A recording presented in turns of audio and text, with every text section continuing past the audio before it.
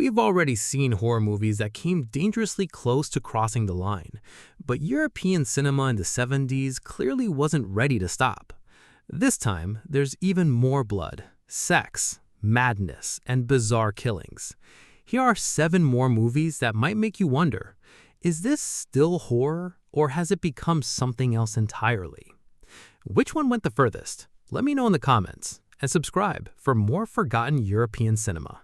The Night Evelyn Came Out of the Grave, 1971. Let's kick off this second round with an Italian Gothic giallo that takes aristocratic madness, bizarre BDSM rituals, and ghost stories, throwing them all into a blender.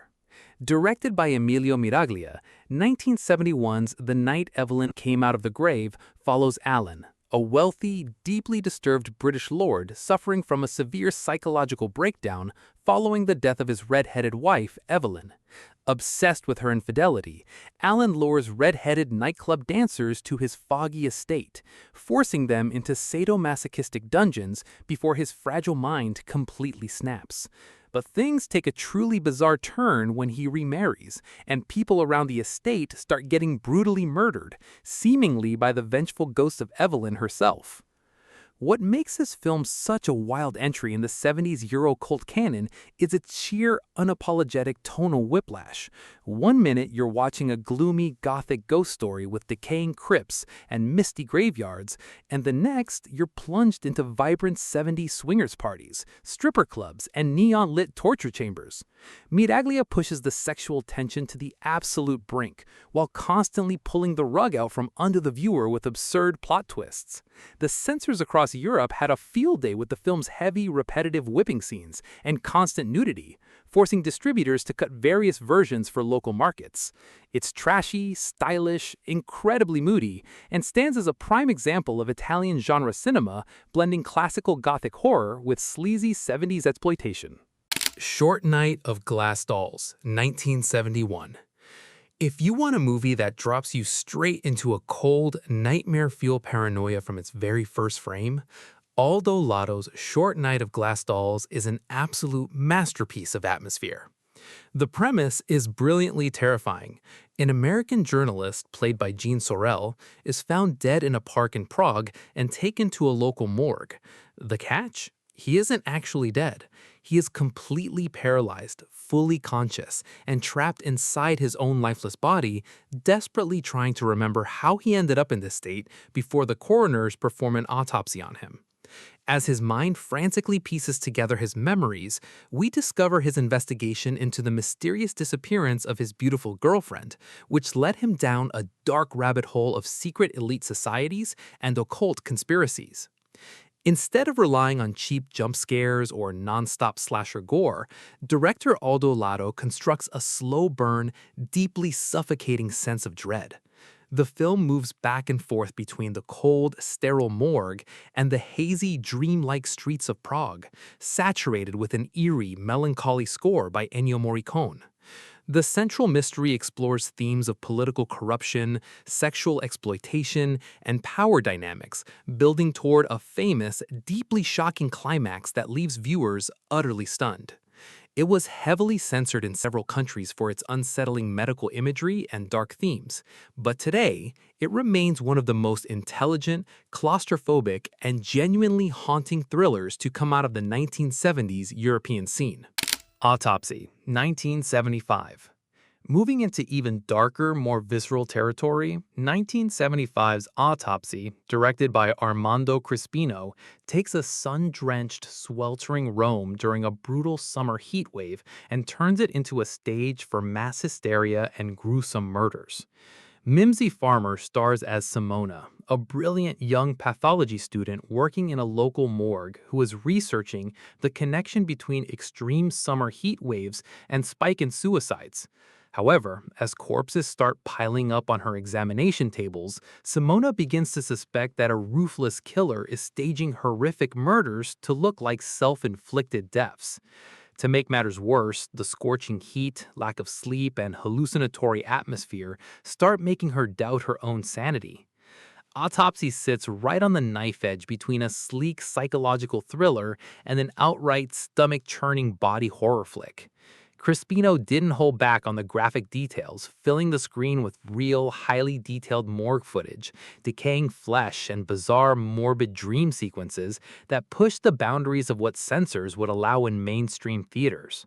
Mimsy Farmer delivers a fantastic, unhinged performance as a woman spiraling into deep sexual paranoia and hallucination.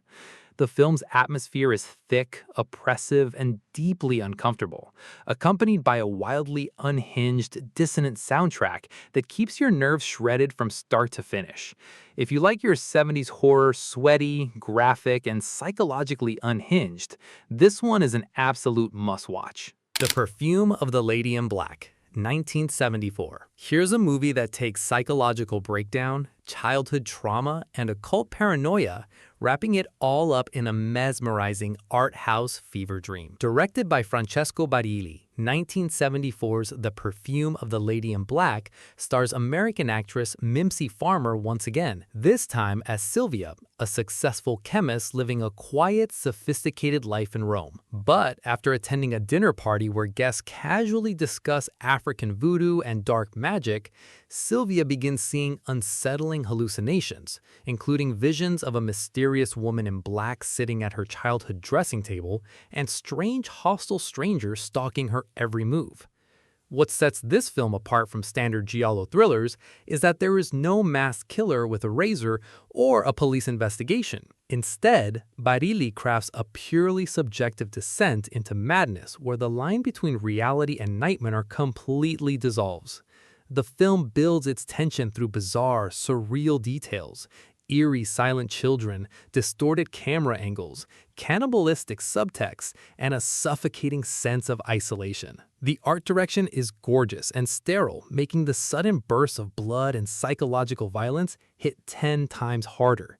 Censors were left baffled by its strange, hallucinatory narrative and dark climax, which feels more like a nightmare you can't wake up from than a typical 70s movie. It's a haunting, deeply strange piece of surrealist horror that stays with you long after the credits roll. Now, let's dial up the style, neon lights, and pure unadulterated 70s sleaze with 1972's The Case of the Bloody Iris, directed by Giuliano Carnimeo. The story centers on Jennifer, a gorgeous fashion model played by the iconic Edwidge Fenech, who moves into a high-rise luxury apartment building in Rome to start fresh after escaping a dangerous cult. Little does she know, a sadistic black-gloved serial killer is hunting down the female residents of that exact building, carving them up one by one.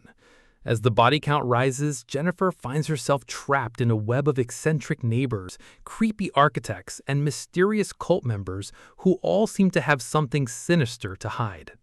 This film is a quintessential textbook example of peak 1970s Italian giallo. Carnimeo packs every single frame with vibrant, saturated colors, lavish high-fashion costumes, and frantic camera movements. Edwidge Fenech delivers everything her fans could possibly ask for, carrying the film with her effortless charisma while spending half the movie running through dark hallways in sheer nightgowns. The murder set pieces are wildly elaborate and bloody, accompanied by an insanely funky, upbeat score by Bruno Nicolai that creates a bizarre contrast with the brutal violence on screen. The censors trimmed several scenes of graphic knife work and nudity, but the movie's sheer energy, wild plot twists, and high camp style turned it into an instant driving classic. Torso, 1973. If you want to pinpoint the exact moment European thriller cinema gave birth to the modern American slasher genre, look no further than Sergio Martino's 1973 masterpiece, Torso. The plot kicks off at a university in Perugia, where a series of female students are being brutally murdered with a red and black scarf by a masked killer. 4 attractive college girls decide to escape the panicking city and hide out at a secluded cliffside villa in the quiet Italian countryside. But their peaceful getaway turns into an absolute nightmare when the killer secretly follows them to the villa, trapping them isolated in the dark. Martino practically wrote the blueprint for movies like Halloween and Friday the 13th right here. The film's final act is a legendary masterclass in pure white-knuckle suspense. One of the girls injures her ankle and is forced to hide silently inside the villa while the killer systematically hunts her friends in the next room, completely unaware that she is watching through a keyhole. Torso doesn't pull any punches when it comes to blood, bare skin, and ruthless tension. The censors slapped it with heavy ratings and demanded cuts across global releases due to its graphic violence and relentless terror, but its influence on modern horror cinema is undeniable. It's fast, brutal, intensely atmospheric, and keeps you holding your breath until the very last frame. All the Colors of the Dark, 1972. Claiming our top spot is the ultimate psychedelic nightmare, where paranoia, satanic cults, and blood-soaked hallucinatory terror merge into one incredible cinematic experience. Directed once again by the master Sergio Martino, 1972's All the Colors of the Dark reunites the legendary screen duo of Edwidge Fenech and Ivan Rasimov. Fenech plays Jane, a woman struggling with severe trauma and depression following a tragic car accident. Desperate to find the cure for her constant nightmares, she gets persuaded by a mysterious neighbor to join a secret underground black mass ritual in the heart of London. But instead of finding peace, Jane accidentally binds herself to a terrifying blue-eyed cult leader who begins stalking her through a maze of real and hallucinated murders. This movie takes everything that made 70s European genre cinema so wild and cranks it up to 11. Martino turns the screen into a dizzying psychedelic trip filled with distorted fish-eye lenses, jarring edits, blood-drinking rituals, and surreal nightmare sequences where you can never tell what's actually happening and what's inside Jane's broken mind. The score by Bruno Nicolai is hypnotic and unsettling, blending eerie chants with driving rhythm. Censors worldwide were horrified by the film's explicit blending of religious sacrilege, graphic violence, and intense eroticism. It stands as the absolute crown jewel of 70s paranoia horror, a wild, unhinged, and gorgeous movie that completely shatters the boundaries of the genre. That wraps up our second deep dive into the wild, blood-soaked world of 1970s European horror. From cold, paranoid Prague morgues to neon-lit Italian cult rituals and the very birth of the slasher genre, these films prove that European directors in the 70s were operating with zero rules and absolute visual freedom. Which of these 7 unhinged classics took things the furthest for you? Is there another forgotten European nightmare we need to cover in a future video? Drop your thoughts down in the comments below. If you love exploring cult cinema, forgotten retro thrillers, and dark movie history, make sure to hit that like button, subscribe, and ring the notification bell so you never miss an episode. Thanks for hanging out, and we'll see you in the next one.